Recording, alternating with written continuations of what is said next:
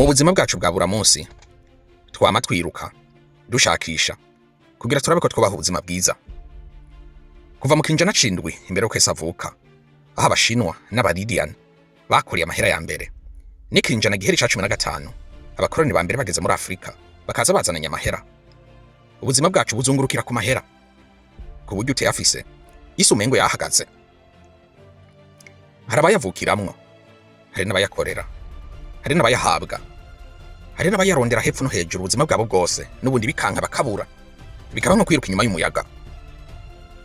Twifashishije igitabo cy'umuhanga, umushakashatsi, umwanditsi w'inararibonye w'ibitabo ku butunzi, akaba